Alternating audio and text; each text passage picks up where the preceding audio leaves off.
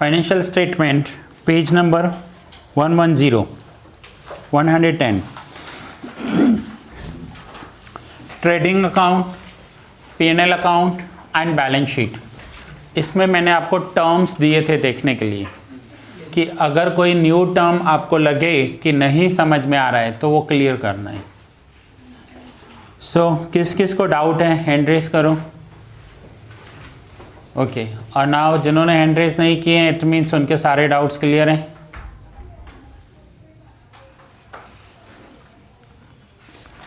क्या डाउट है?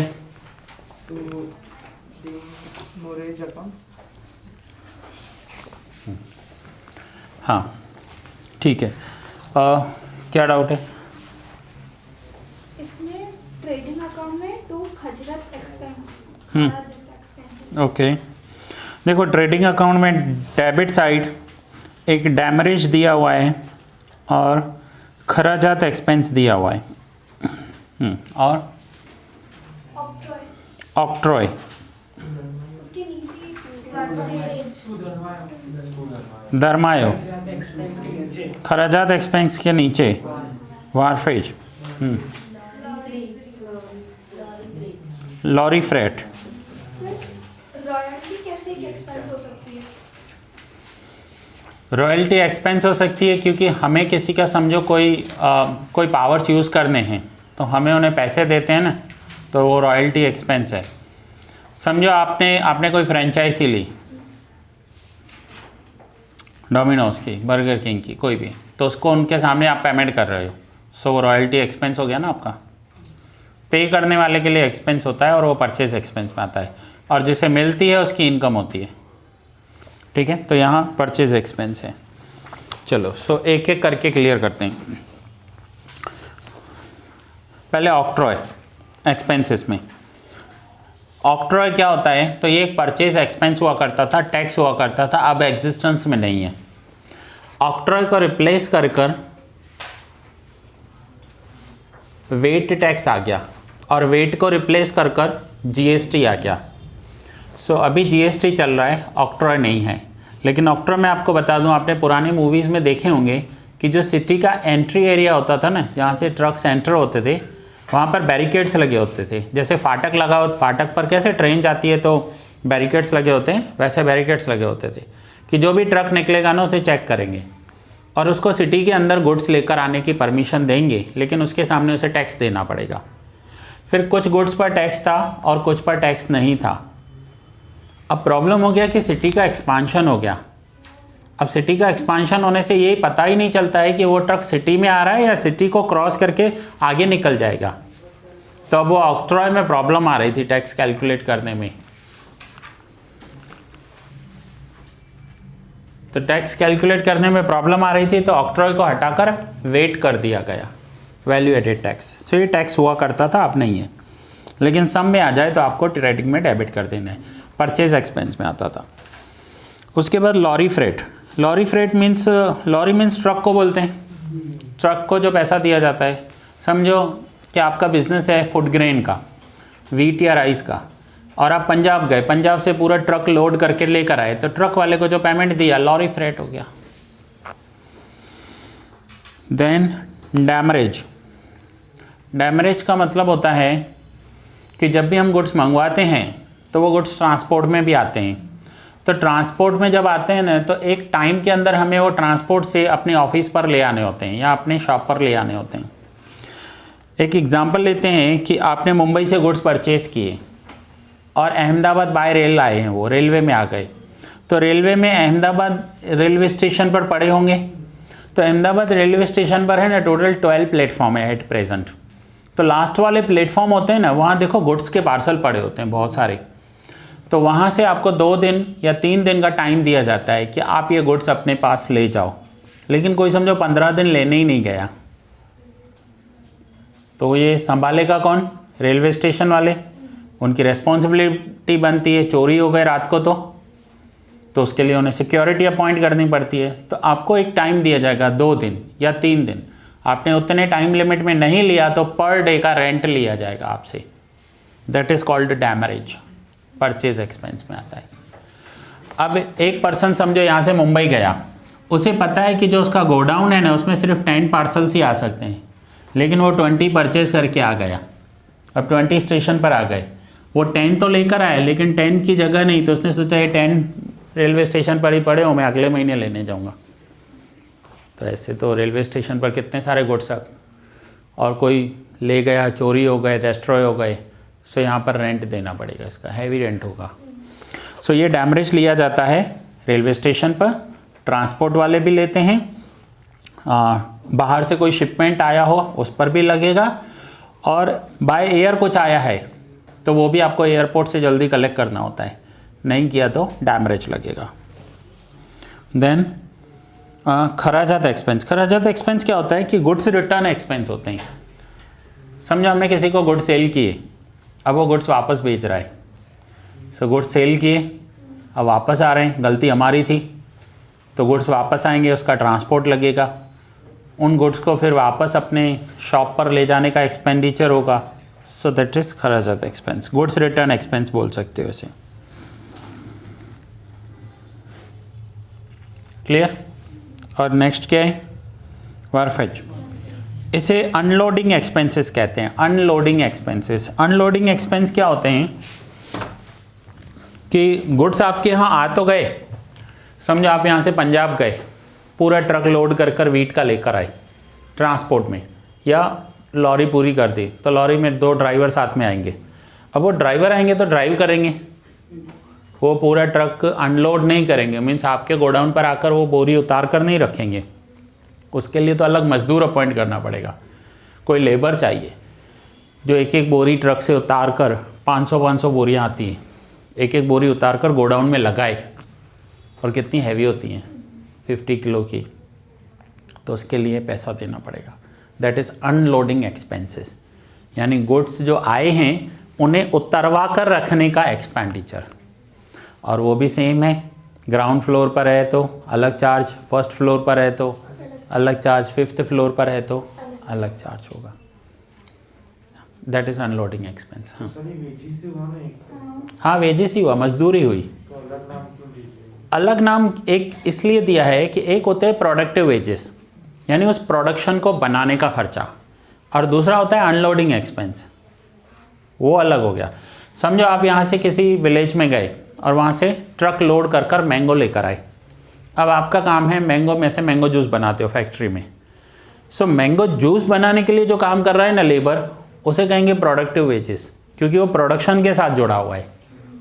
और ये हो गए अनलोडिंग एक्सपेंसेस, अनलोडिंग है मजूरी, लेकिन दोनों अलग अलग हैं। अभी आप पढ़ाई कर रहे हो, अकाउंट कर रहे हो, नेक्स्ट लेक्चर में शायद आप इको पढ़ोगे, तो हुई तो पढ़ाई ना, लेकिन ये अकाउंट है वो इको है, ठीक है ना। तो यहाँ भी कुछ ऐसा ही है, हुई मजदूरी, लेकिन वो प्रोडक्शन के लिए है या अनलोडिंग के लिए है, दोनों का अलग अलग नेम दिया हुआ है अकाउंट्स में। सो ट्रेडिंग अकाउंट में सारे पूरे हो गए। धर्मायो, धर्मायो मीन्स मंथली एक अमाउंट देना पड़ता है, सब्सक्रिप्शन देना पड़ता है, उसे धर्मायो कहते हैं। जैसे आप सोसाइटी में रहते हो ना, हर महीने एक मेंटेनेंस देते हो, सो जब शॉप्स हुआ करते थे ना तो वो भी एक अमाउंट देते थे, दैट इज़ धर्मायो। अभी ये वर्ड यूज़ नहीं होता है इतना, सारे इंग्लिश वर्ड्स आ गए, अब ये यूज़ नहीं होता, लिखा हुआ है पुराना। हाँ, next clearing charges. Okay, foreign से जब गुड्स आते हैं तो एलसी प्रोसेस कितना सारा काम करना पड़ता है। अब उसके लिए हो सकता है हमें मुंबई जाना पड़े, फिर मुंबई जाएंगे तो बोलेंगे ये डॉक्यूमेंट आपका कम है, ये डॉक्यूमेंट फिर से लेकर आओ, ये डॉक्यूमेंट एक्सपायर हो गया, इसमें ये साइन नहीं है। सो ये सब काम करने के लिए ना एजेंट्स अवेलेबल हैं जो क्वालिफाइड भी हैं, जिन्हें इम्पोर्ट एक्सपोर्ट का नॉलेज है, जिनको इम्पोर्ट एक्सपोर्ट में डिग्री है, तो वो एजेंट आपको घर बैठे सब करके देंगे। आप सिर्फ जाओ, चाइना जाना है, अमेरिका जाना है, गुड्स ले आओ, आपके गुड्स आ जाएंगे। लीगल होना चाहिए, इलीगल काम करेंगे नहीं वो लोग, ठीक है। बाकी payment, LC, doc charges, mate receipts, whatsoever, जितना भी प्रोसेस होता है ना इम्पोर्ट एक्सपोर्ट का, जितना भी आप रीड करके आए हो, सब वो लोग करके देंगे, बट उसके लिए चार्जेस लेंगे। सो that is clearing charges, goods को क्लियर करवाने के चार्जेस।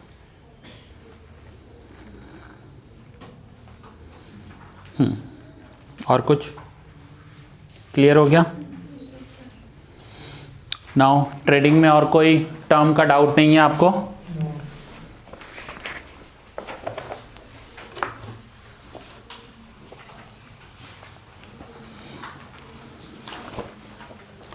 नाउ P&L में आ जाते हैं, page number 115। Now profit and loss account में कोई ऐसा टर्म है जो आपको नहीं समझ में आ रहा है? ऑडिट फीस मतलब audit fee, contribution to employ state, contribution to employ state insurance, ESI। Sir last वाला term apprentice premium received. Income side, yes. Apprentice premium received, okay. Sir, it be a commission received from consignor. Consignor, commission received from consignor, okay. और miscellaneous miscellaneous incomes, okay. Interest on drawings, interest on drawings, And interest on capital. Interest on capital, sale of scrap, sale of scrap, exhibition participation expense, interest on loan given, interest on loan given, loan given. काफ़ी हैं, काफ़ी है। सो सबसे पहले से parts में divide कर देते हैं। सबसे पहले डेबिट साइड, एडमिनिस्ट्रेटिव एक्सपेंस में क्या क्या डाउट्स हैं? Audit fees, audit fees, ESI, okay. तो पहले ऑडिट फीस समझते हैं। ऑडिट फीस दी जाती है ऑडिटर को। ऑडिटर होता है जो अकाउंट्स चेक करता है, उसे ऑडिटर कहते हैं। समझो आपने BCom MCom कर लिया, आपको किसी कंपनी के अकाउंट्स करने हैं, आप कर सकते हो, लेकिन उस पर फाइनल साइन जो होगा ना वो चार्टर्ड अकाउंटेंट का होगा, CA का होगा। और CA ऐसे ही साइन नहीं करेगा, उसको चेक करेगा पहले।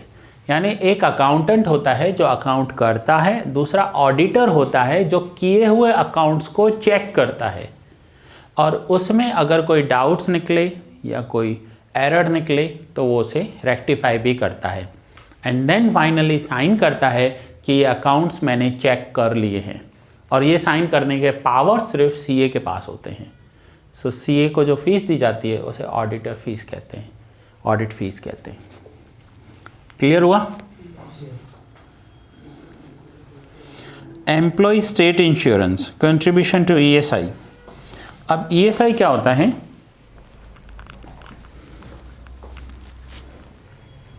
समझो काम करते हुए वर्कर का एक्सीडेंट हो जाए तो कंपनी क्या करेगी? कंपनी उसे कॉम्पेंसेशन पे करेगी, ठीक है। प्रोविजंस एंड रिजर्व्स चैप्टर में आप सीख कर आए हो, वर्कर्स एक्सीडेंट कॉम्पेंसेशन फंड बनाते हैं। बट अब कुछ काम ऐसे होते हैं ना जिसमें बहुत सारा रिस्क होता है, बहुत सारा रिस्क। समझो किसी का काम है, वो लग्जरी बसेस चलाते हैं, उनके पास 50 बसेस हैं और उसमें ड्राइवर और एम्प्लॉयज़ जो भी काम करते हैं पूरा दिन और रात बसेस चलाते रहते हैं। सो ऐसे में एक्सीडेंट हो गया, तो कोई वर्कर मशीन पर काम कर रहा है, उसका एक्सीडेंट हो गया। बिल्डिंग कंस्ट्रक्शन में आए दिन एक्सीडेंट होते रहते हैं, या कोई बीमार हो गया, तो कंपनी क्या करती है कि वर्कर्स का एक इंश्योरेंस करवा देती है, जिसे ESI कहते हैं, एम्प्लॉय स्टेट इंश्योरेंस। सपोज करते हैं कि आपकी फैक्ट्री है और उसमें 1000 वर्कर्स काम कर रहे हैं, तो आपने 1000 वर्कर्स का ही एक इंश्योरेंस कंपनी से इंश्योरेंस ले लिया है, जिसका प्रीमियम आप पे करोगे।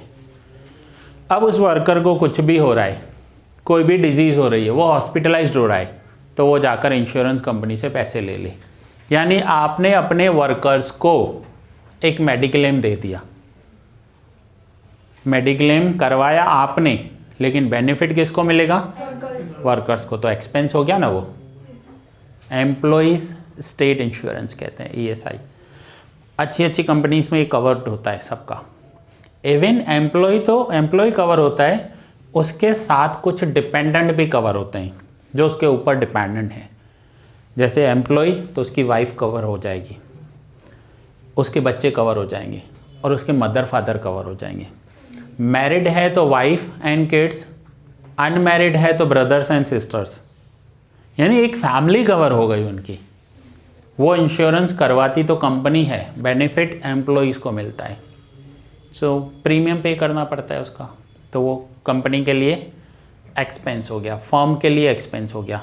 सो कहाँ लिखा हुआ है ये? एडमिन एक्सपेंस में, क्योंकि ये एम्प्लॉयज़ का होता है। ठीक है, क्लियर हो गया? सो एडमिन एक्सपेंस क्लियर हो गए?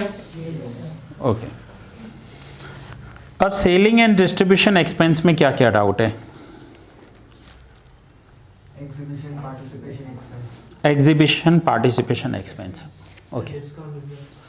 Discount reserve, discount reserve discount जैसा ही होता है, लेकिन डिस्काउंट एंड डिस्काउंट रिजर्व में डिफरेंस इतना है कि डिस्काउंट कंफर्म है, हमने दे दिया। डिस्काउंट रिजर्व का मतलब होता है शायद डिस्काउंट देना पड़े, अभी हम कंफर्म नहीं है डिस्काउंट रिजर्व। अब शायद देना पड़े तो कैसे होगा? शायद देना पड़े। हाँ, देखो सपोज करो हमने 1 लाख रुपीज़ के गुड सेल किए हैं, ओके।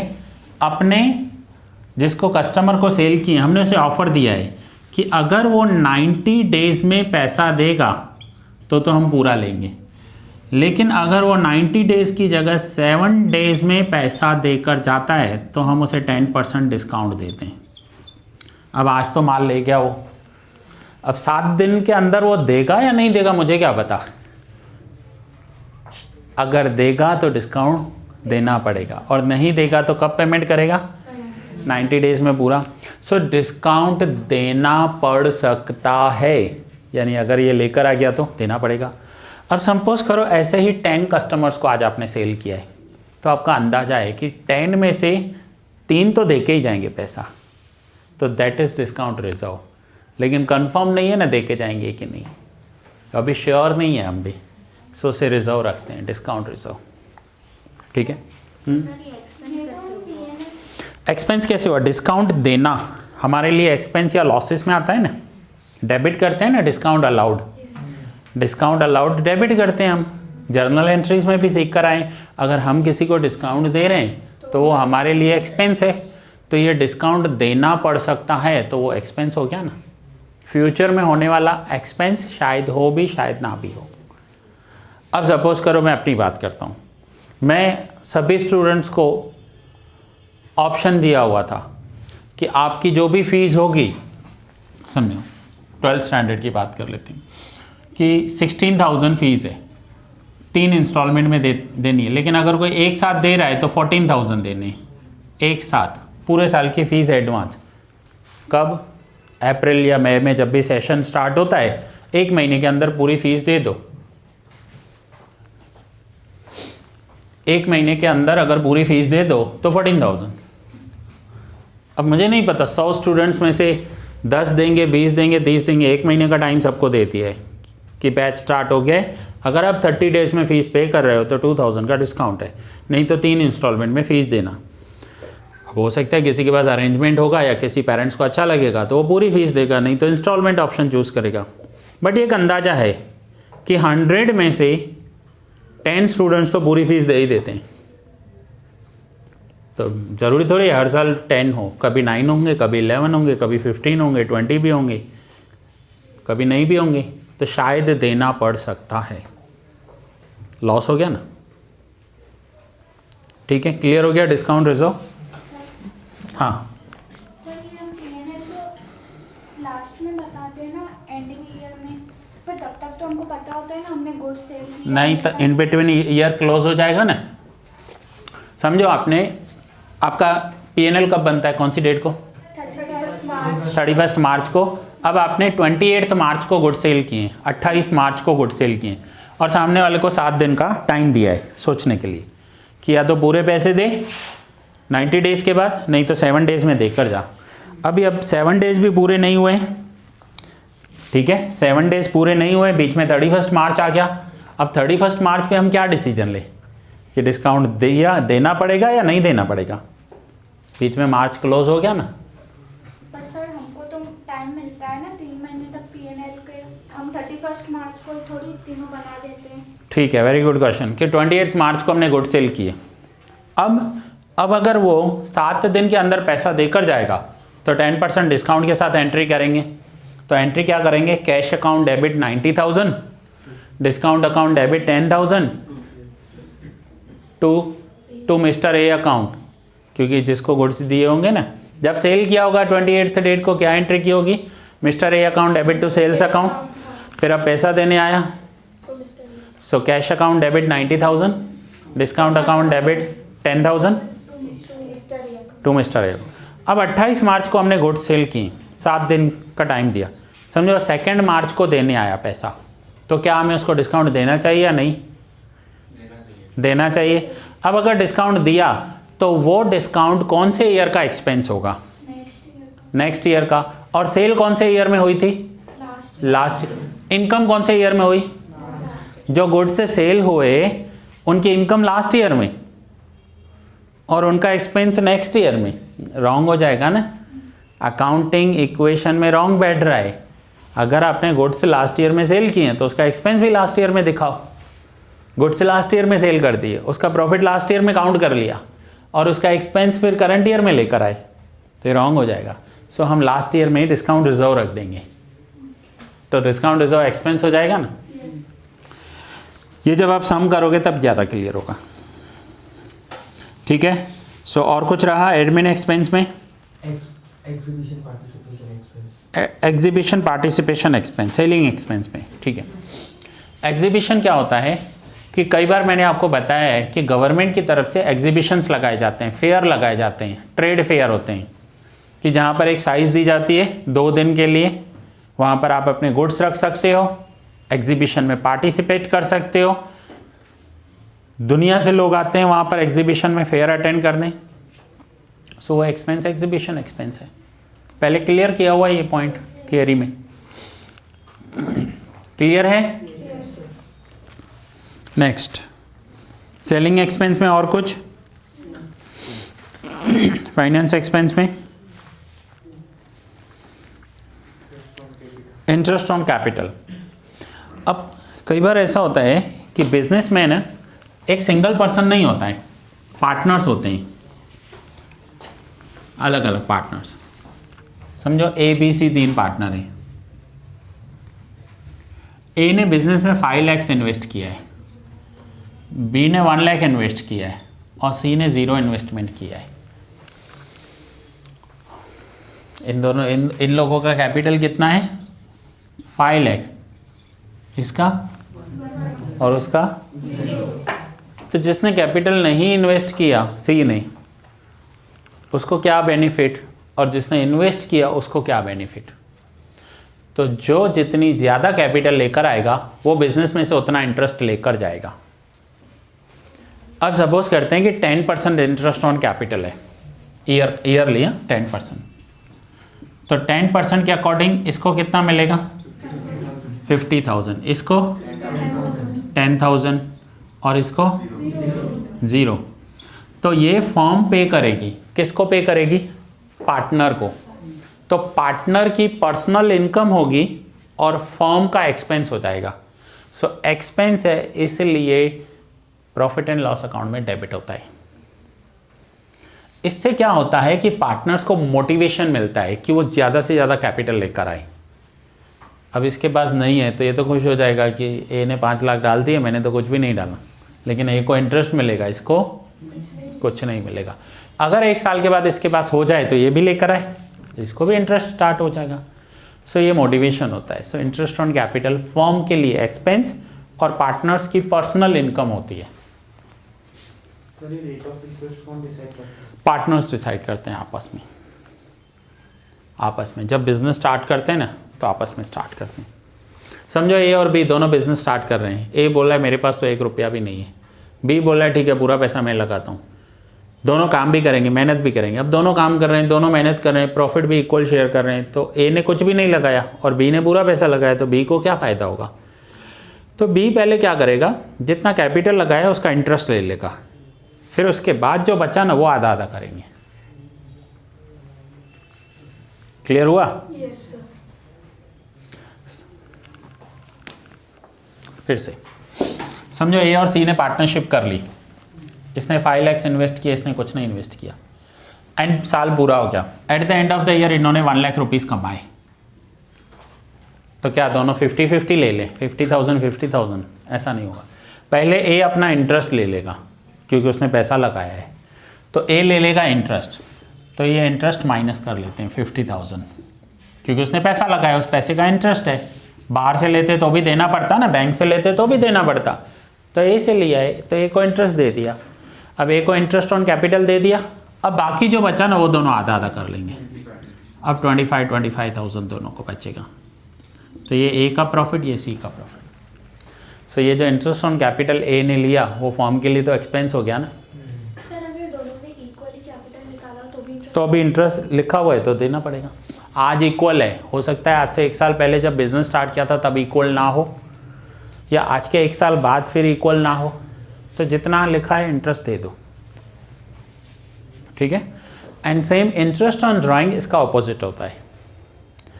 अब इंटरेस्ट ऑन ड्राइंग्स क्या होगा, 2 पार्टनर हैं, एक पार्टनर है ना हर महीने 10,000 विड्रॉ कर रहा है, दूसरा पार्टनर हर महीने 5,000 विड्रॉ कर रहा है। तो जो 10,000 विड्रॉ करता जा रहा है फॉर्म में से तो पैसे कम होते जाएंगे, तो अब फॉर्म उनसे इंटरेस्ट चार्ज करेगी। अब पार्टनर को देना पड़ेगा, किसको, फॉर्म को। तो फॉर्म की पर्सनल इनकम हो गई, फॉर्म के लिए इनकम हो गई, और पार्टनर के लिए पर्सनली एक्सपेंस हो गया। अब 2 पार्टनर हैं, सी हर महीने 10,000 विड्रॉ करता जा रहा है, ए कुछ विड्रॉ ही नहीं कर रहा है। ए बोलता है मैं at the end of the year देखूंगा।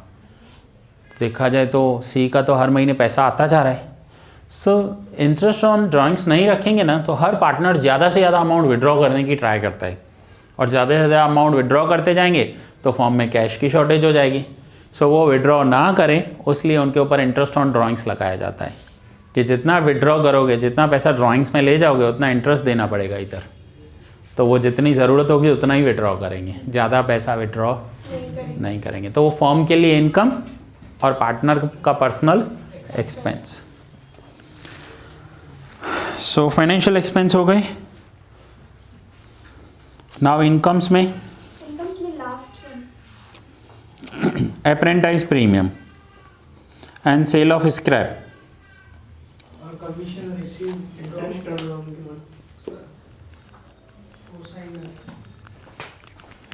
एक बार देख लो, एक बार देख लो।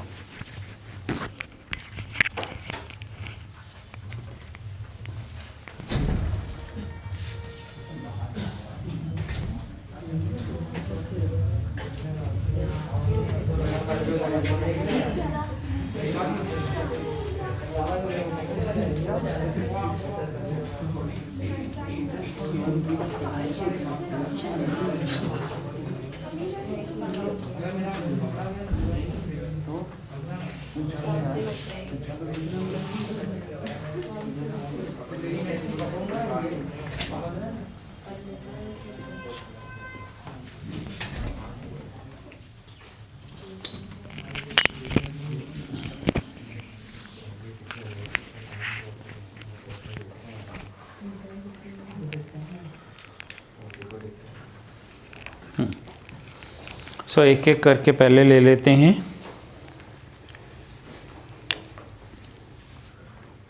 सेल ऑफ स्क्रैप, यही था ना। सेल ऑफ स्क्रैप, स्क्रैप का मतलब होता है भंगार। अगर हमें भंगार में कुछ सेल करना है और उसमें से जो पैसा मिलता है that is called sale of scrap. आपने एक जनरल स्टोर देखा होगा, जनरल स्टोर के पास जो गुड्स आते हैं ना वो बल्क में आते हैं। समझो कोई भी प्रोडक्ट होगा वो कार्टून में पैक होकर आएगा, चॉकलेट भी आएंगे तो पैक होकर आएंगे। सो चॉकलेट्स तो बेच देता है, लेकिन उस बॉक्स का क्या करता है, भंगार में बेच देते हैं, तो इनकम होगी ना। एक दिन में 10-10 बॉक्स खाली होते हैं उनके पास, कभी टूथपेस्ट का होगा, कभी सोप का होगा, कहीं ना कहीं से बॉक्सेस खाली होते हैं, तो वो बेचते हैं ना। अगर एक बॉक्स के 50 रुपये भी मिले तो 10 बॉक्सेस रोज़ खाली होते हैं, 500 रुपये रोज़ की इनकम हो गई। महीने का 15,000, साल का 1,80,000। ठीक है। आपकी फैक्ट्री है जिसमें आप जूस बनाते हो, लेकिन जो मैंगो आते हैं वो एक बॉक्स में पैक होकर आते हैं, कार्टून में या पेटी में या बोरी में, किस में भी आते हैं। चलो, तो वो बेचोगे ना, जूस थोड़ी बोरी में भर के बेचेंगे। उसके लिए तो हम अपना पैकिंग करेंगे, टिन का पैकिंग करेंगे या कुछ भी बनाएंगे, पेपर बोर्ड बनाएंगे। लेकिन वो जो खाली खाली होते हैं वो तो बिकते हैं ना, तो वो सेल ऑफ स्क्रैप। ठीक है। दूसरा कमीशन रिसीव्ड फ्रॉम कंसाइनर। अब कई बार हम दूसरे किसी के गुड्स बेचते हैं और वहाँ से कमीशन मिलती है, so that is commission received from consigner. दूसरे के गुड्स बेचना।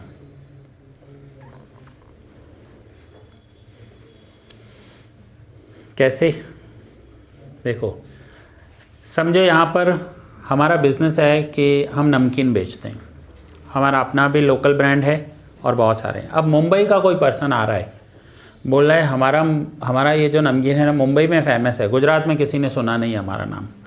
आप एक काम करो, आप जहाँ 10 कंपनी के बेचते हो ना, ये हमारा भी रख दो, कस्टमर आए तो बेच देना, बिके तो कमीशन ले लेना, नहीं बिके तो गुड्स वापस कर देना। अब आप बोलोगे हमें क्या फ़र्क पड़ता है, वैसे ही 10 पड़े हैं, 11 और एक और रख देते हैं, बिका तो पैसा देना है, नहीं बिका तो माल ले जाएगा, बोल रहे हैं ना वो।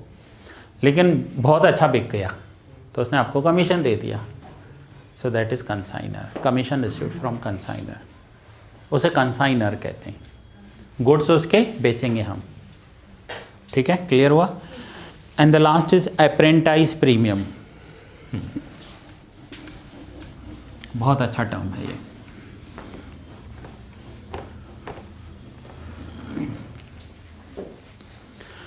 अप्रेंटाइज प्रीमियम एक ऐसा इनकम होता है जिसको मिलता है उसके लिए इनकम, और जिसको पे करना होता है उसके लिए एक्सपेंस होता है।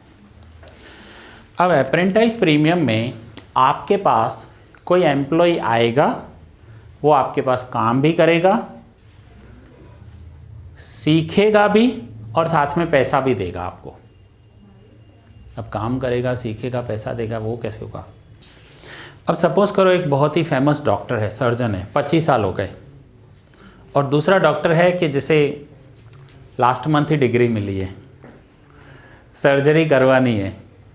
हम किससे प्रेफरेंस करेंगे, जिसको लास्ट मंथ डिग्री मिली है या जिसको 25 साल हो गए ये काम करते हो?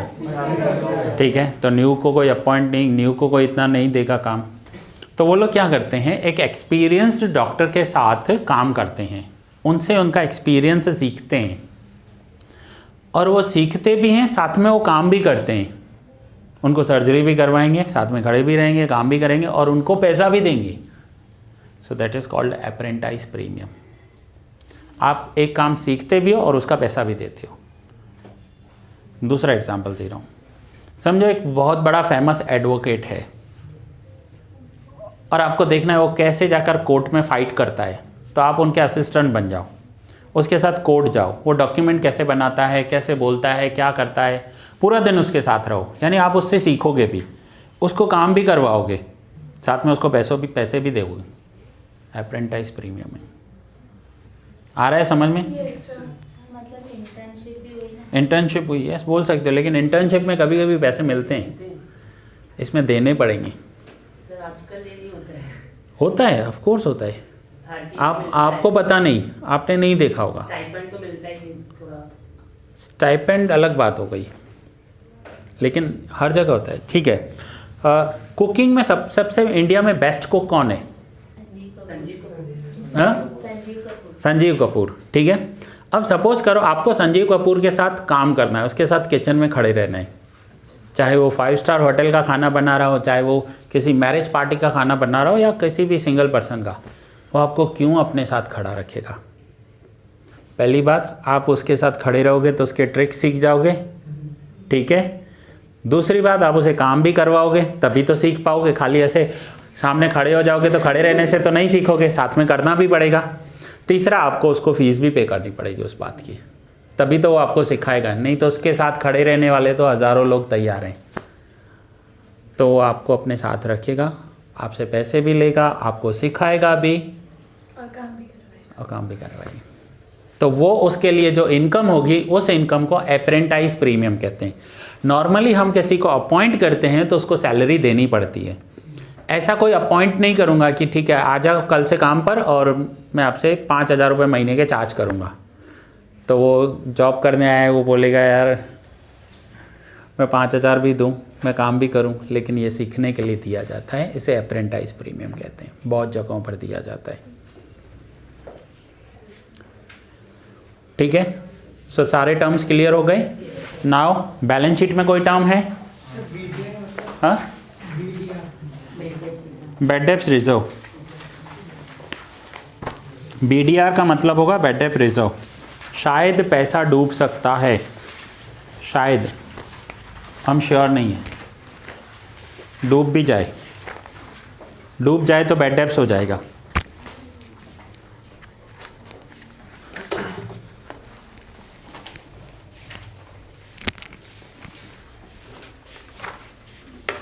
Page number 126। बैलेंस शीट में कोई डाउट है?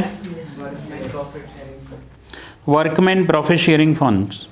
Investment fluctuation fund. Government securities. Workman's profit sharing fund means कुछ कंपनीज होती है ना, वर्कर्स को प्रॉफिट में से हिस्सा देती है कि हम जितना भी प्रॉफिट करेंगे ना उसका 10% वर्कर्स में बांट देंगे, ताकि वर्कर्स मन लगा कर काम करें। मोटिवेशन नहीं करना है, डांटना नहीं है, ये काम कर, वो कर, ये नहीं कर, वो नहीं कर, वर्कर्स को सीधा 10%। तो इससे क्या होगा, वर्कर्स मोटिवेट होंगे। सो वो लाइबिलिटी है, अगर अनाउंस कर दिया है तो देना पड़ेगा। So workers profit sharing fund liability है। लोन्स लेंट, लोन्स लेंट यानी हमने किसी को उधार दिया है, पैसा कैश उधार दिया है, लोन दिया है, सो वो हमारे एसेट्स हैं। Government securities. ऐसे मिक्स हो जाओगे आप। पहले कैपिटल वाले में कोई पॉइंट है? Investment fluctuation fund. Investment fluctuation fund अभी आपको कोई काम में नहीं आएगा, आगे जाकर काम में आएगा। अभी के लिए इतना समझ लो कि आपने कहीं पैसा इन्वेस्ट किया है, अब वो पैसा कभी ऊपर भी हो जाएगा, नीचे भी हो जाएगा। शेयर मार्केट है, कभी शेयर के प्राइस बढ़ जाते हैं, कभी कम हो जाते हैं। प्रॉपर्टी ली है, कभी प्राइस बढ़ जाएगी, कभी कम हो जाएगी। तो उसमें से सिक्योर रहने के लिए आपने अलग से एक फ़ंड बना दिया है, जिसे कहते हैं इन्वेस्टमेंट फ्लक्चुएशन फंड। अभी इतना काम में नहीं आएगा, आगे काम में आएगा। ओके, नॉन करंट लाइबिलिटीज़ में कोई पॉइंट?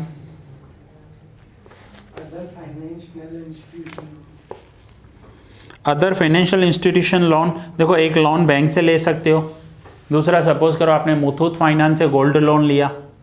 मुथूट फाइनेंस क्या होता है, गोल्ड गिरवी रखते हैं और आपको लोन देते हैं, तो ये अदर फाइनेंशियल इंस्टीट्यूट्स हो गए। एनीवे आपने लोन लिया है, लाइबिलिटी है, और लॉन्ग टर्म पे लोन लिया है, इसलिए नॉन करंट लाइबिलिटी में आता है। नॉन करंट हो गए। नाउ करंट लाइबिलिटी में क्लियर हैं सारे? Now asset side, fixed assets में लाइव स्टॉक्स कल ही तो बताया था, कल ही तो बताया था, जो डेयरी प्रोडक्शन करते हैं उनके पास एनिमल्स होते हैं, काऊ, बफेलो, हाँ।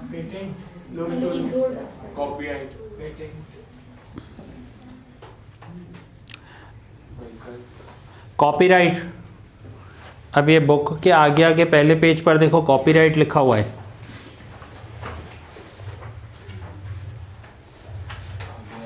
ये वाला पेज कॉपीराइट, ऊपर ऊपर देखो।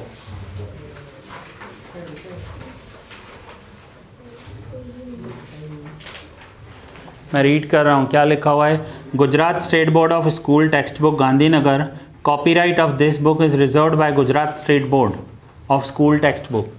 अब ये बुक किसी ने तो बनाया होगा ना, अब बनाने में कितनी मेहनत लगी होगी, इतने सारे सम्स, उनके सॉल्यूशंस, उनका एक्सप्लेनेशन, टाइपिंग किया है। कोई इसकी जेरोक्स करवा ले तो, या कोई इसकी कॉपी बना दे तो नहीं बना सकते। हम किसी के बुक का कॉपी नहीं ले सकते, किसी के कंटेंट का कॉपी नहीं बना सकते, ये कॉपीराइट है। अगर कॉपी करनी है तो उनसे परमिशन लेना होगा, दैट इज़ कॉल्ड कॉपीराइट। तो ये बुक कॉपीराइट है, जिसने भी बनाया है उसके लिए ये एसेट्स हैं। आपको कॉपीज़ बनानी है, आप बोलोगे इस बुक की 1000 कॉपी बनाऊँ मैं, मुझे परमिशन दो, तो वो पैसे चार्ज करेगा आपसे पहले, फिर परमिशन देगा इस बुक की कॉपी करने की। सो कॉपीराइट मीन्स जिसने ये बनाया है ये उसकी प्रॉपर्टी है, ये उसके लिए एसेट्स हैं। आप जेरोक्स करवा लो, ऐसा नहीं चलेगा, ठीक है। कौन देखने आएगा ऐसा नहीं बोल सकते। जो पकड़ा गया वो चोर है और बाकी के सब साधु हैं।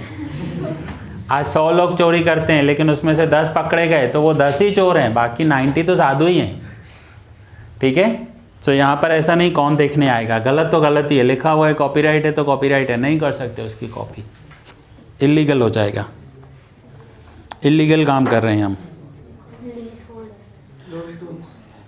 Lease hold assets, lease hold assets means long term पर गवर्नमेंट के कोई एसेट्स हमने लीज पर लिए हैं, रेंट पर लिए हैं, तो उसे लीज होल्ड एसेट्स कहते हैं। कोई या कोई प्राइवेट प्रॉपर्टी भी लीज पर ली है, जिसमें मैंने आपको पहले भी एग्जांपल्स दिए थे कि रेलवे स्टेशन के बीच में जो शॉप्स होते हैं, दो प्लेटफॉर्म के बीच में जो शॉप्स होते हैं, वो गवर्नमेंट के होते हैं, गवर्नमेंट लीज पर देती है और वो लीज हमें एक साथ पे करनी पड़ती है।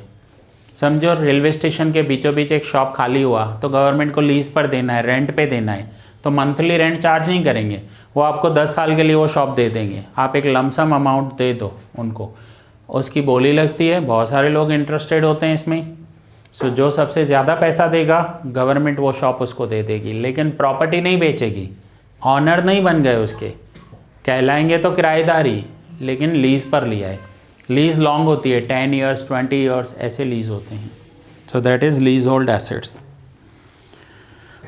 लूज टूल्स का मीनिंग होता है कि बड़े प्लांट होते हैं ना, उन बड़े प्लांट्स में भी कुछ छोटे छोटे टूल्स वो अपने साथ रखते हैं, कभी भी कोई प्रॉब्लम हुआ तो वो जो टूल्स हैं वो भी एसेट्स होते हैं। टूल्स का मतलब क्या होता है, समझो एक स्क्रू ड्राइवर है, हैमर है, या एक ड्रिल मशीन है। अब इतने बड़े अमूल के प्लांट हैं, कभी कुछ भी हुआ तो उनके पास थोड़े से टूल्स तो अपने भी होते हैं ना, तो that is assets, their assets. Patterns भी एसेट्स होते हैं। हमने कोई पैटर्न करवा दिया, कोई डिज़ाइन पैटर्न करवा दी, कोई डिज़ाइनर ड्रेस पैटर्न करवा दी, किसी व्हीकल का डिज़ाइन पैटर्न करवा दिया।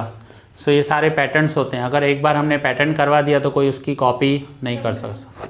So that is called patterns. Government securities investments होते हैं। आप अपना पैसा अपनी ही गवर्नमेंट को उधार दे रहे हो, भारत सरकार को उधार दे रहे हो, सो उसे गवर्नमेंट सिक्योरिटीज़ कहते हैं। आप गवर्नमेंट को पैसा उधार दोगे, गवर्नमेंट आपको उसके सामने सर्टिफिकेट देगी कि आपने भारत सरकार को 1 लाख रुपया उधार दिया है, ये हम आपको 10 साल के बाद इंटरेस्ट के साथ इतना अमाउंट रिफंड करेंगे। सो ये आपकी गवर्नमेंट सिक्योरिटीज़ हो गई। इन्वेस्टमेंट्स होते हैं। और कुछ फिक्स्ड एसेट्स हो गए। Now current assets, stores and spare parts. अब मशीन्स चलाते हैं ना, तो मशीन में कोई छोटे नट बोल्ट होते हैं, कभी ख़राब हो जाते हैं, कभी उसमें कोई छोटा सा ऐसा वाइसर है या व्हाट्सएवर कुछ भी हमेशा ख़राब होता रहता है, तो उसके हम एक्स्ट्रा अपने पास रखते ही हैं थोड़े। So that is stores and spare parts, कि कभी भी ये मशीन में ये काम में तो आएंगे। So that is stores and spare parts. समझो एक फैक्ट्री में पावर ज़्यादा यूज़ होता है, सो उन्हें पता है हर बार फ्यूज है ना उनका कभी ना कभी हफ्ते 10 दिन में एक बार उड़ जाता है, तो नया फ्यूज़ डालना पड़ता है, तो एक साथ वो 10-20 फ्यूज़ ला कर रखते हैं। That is stores and spare parts. ऐसा कुछ जो जल्दी ख़राब हो जाए और हमें बार बार उसे रिप्लेस करना पड़े। आप घर में टीवी, एसी यूज़ करते हो तो रिमोट यूज़ करते हो। कभी ऐसा एक्सपीरियंस हुआ है कि टीवी के रिमोट्स की बैटरी लो हो गई हो और आप टीवी ना चला पाए हो, फिर 1 दिन 2 दिन 3 दिन वेट भी करना पड़ता है। एक दिन आपने बोला पेरेंट्स को, वो गए भूल गए मार्केट, फिर दूसरे दिन तब तक या तो टीवी को मैन्युअली ऑपरेट करना पड़ेगा उधर जाकर, या तो रिमोट के बैटरीज निकालो और फिर से बैटरीज अंदर डालकर ट्राई करते हो आप लोग, ठीक है ना। फैक्ट्री में ऐसा नहीं किया जा सकता, वो एक्स्ट्रा रखते हैं अपने पास, स्टोर्स एंड स्पेयर्स है, ठीक है। चलो करंट एसेट्स हो गए। लॉन्स लेंट मीन्स किसी को उधार देना, पैसा उधार देना, फ्रेंड को दिया 5,000 10,000। प्रोविज़न फॉर टैक्स का मतलब होता है कि हमें at the end of the year tax पे करना है ना। एक साथ इतना सारा पैसा कहाँ से आएगा कि हम टैक्स पे कर पाए, तो हम हर महीने थोड़ा थोड़ा पैसा अलग रखते जाएंगे ताकि at the end of the year government को टैक्स दे पाए। That is provision for tax. Provision वाला चैप्टर हो गया है आपका। एसेट साइड में लिखा हुआ है expenses not return of and losses, यानी ऐसे एक्सपेंसेस या लॉसेस हैं कि जो हमने किए तो हैं लेकिन अभी तक हमने राइट ऑफ नहीं किए हैं, means profit and loss account में नहीं लिखे हैं। कुछ एक्सपेंस ऐसे होते हैं ना कि जिनका बेनिफिट लॉन्ग टर्म तक मिलता है, तो वो एक्सपेंस नहीं कहलाते, वो असेट्स कहलाते हैं। एग्जाम्पल,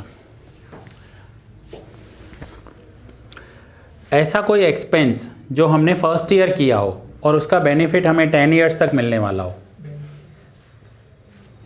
सर जैसे हमारे ट्यूशन क्लासेस का बोर्ड। यस, करेक्ट आंसर है।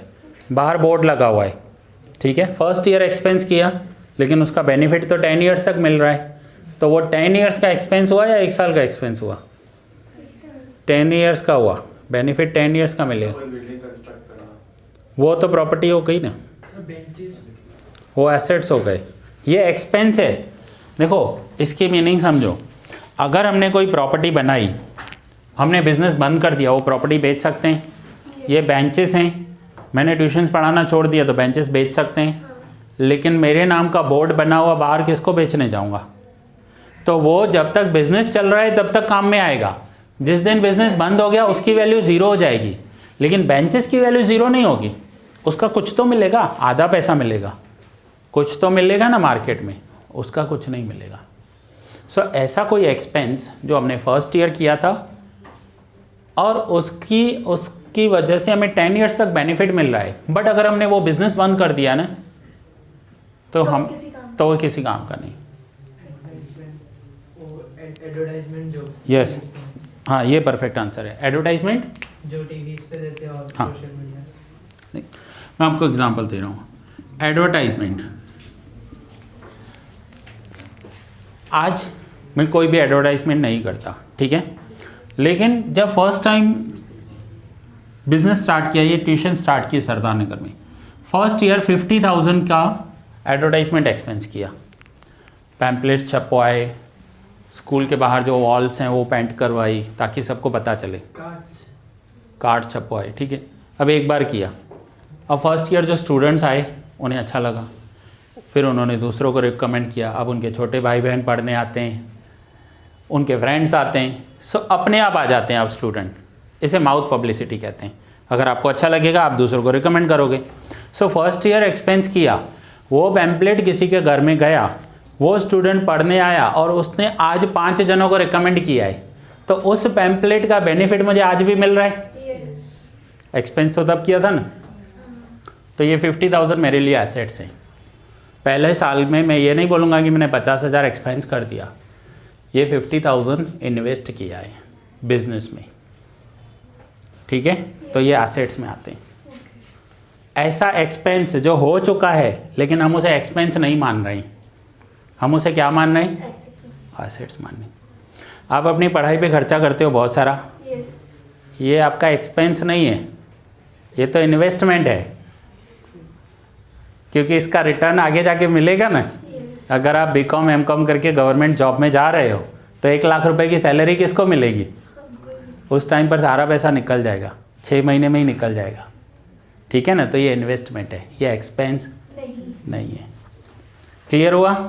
चलो सारे डाउट्स क्लियर हो गए। नाउ कल से हम फाइनल अकाउंट्स के सम स्टार्ट करेंगे।